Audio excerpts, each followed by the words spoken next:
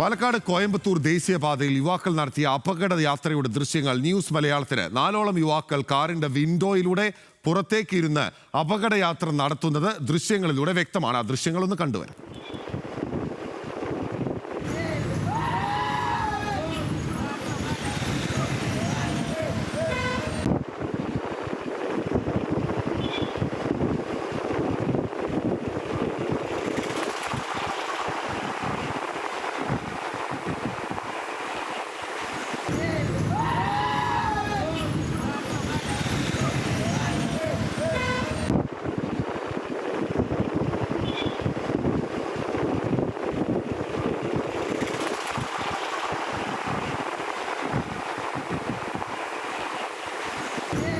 വിവരങ്ങളുമായി പാലക്കാട് നിന്ന് പ്രസാദ് ഉടുമ്പശ്ശേരി ചേരുകയാണ്. പ്രസാദ്, എന്തൊരു അപകടകരമായ യാത്രയാണ്. അവരുടെ ജീവൻ അപകടം, ബാക്കി സാധാരണക്കാരായ മറ്റ് യാത്രക്കാരുടെ ജീവൻ അപകടം.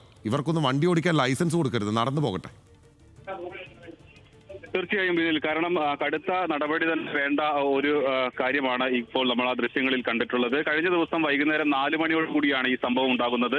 ആ ദൃശ്യങ്ങൾ പകർത്തിയിട്ടുള്ളത് KSRTCയിൽ യാത്ര ചെയ്ത ഒരു യാത്രക്കാരനാണ്.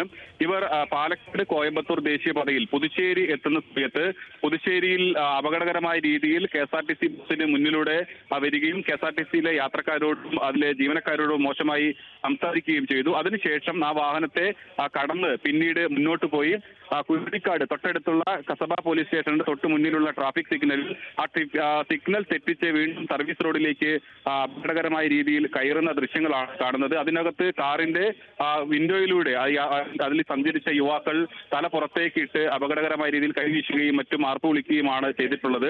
ഇതിൽ ഇപ്പോൾ അവർക്ക് മാത്രമല്ല ഇതിനകത്തുള്ള ഒരു അപകടം എന്ന് പറയുന്നത്, എതിരെ വരുന്ന ഇരുചക്ര വാഹനങ്ങളിലും മറ്റും വരുന്ന ആളുകൾക്കും ഇത് അപകടം ചെയ്യും എന്നുള്ളതാണ്. എന്തായാലും ഇത് മോട്ടോർ വാഹന വകുപ്പിന്റെ ശ്രദ്ധയിലേക്ക് ഈ വീഡിയോ നമ്മൾ തന്നെ ശ്രദ്ധയിൽപ്പെടുത്തിയിട്ടുണ്ട്. അതിനകത്ത് നടപടി ഉണ്ടാകുമെന്ന് തന്നെയാണ് എൻഫോഴ്സ്മെന്റ് വിഭാഗം അറിയിച്ചിട്ടുള്ളത്.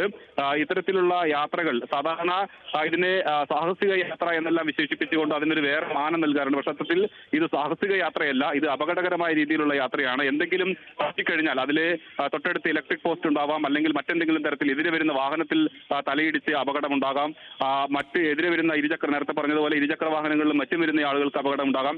അപ്പോൾ അവരുടെ മാത്രമല്ല എതിരെ വരുന്ന ആളുകളുടെ ജീവന് കൂടി ഭീഷണിയാകുന്ന തരത്തിലാണ് ഇത്തരത്തിലുള്ള അപകടകരമായ യാത്ര നടത്തുന്നത്. അതുകൊണ്ട് തന്നെ ഇവർക്കെതിരെ കർശന നടപടി ഉണ്ടാകണമെന്ന ആവശ്യമാണ് ഉയർന്നിട്ടുള്ളത്. ഉറപ്പായും പ്രസാദ് ചൂണ്ടിക്കാട്ടിയതുപോലെ തന്നെ ഇത് സാഹസിക യാത്ര എന്ന പേര് ഒതുക്കാൻ പാടുള്ളതല്ല. തികഞ്ഞ അഹങ്കാരമാണ്. അതിന് കൃത്യമായ താക്കീത്, അതിന് കൃത്യമായ ശിക്ഷ നൽകണം എന്നുള്ളതാണ് ഏറ്റവും പ്രധാനപ്പെട്ട കാര്യം. പ്രസാദ് ഉടുമ്പശ്ശേരിയാണ് വിവരങ്ങൾ നൽകിയത്.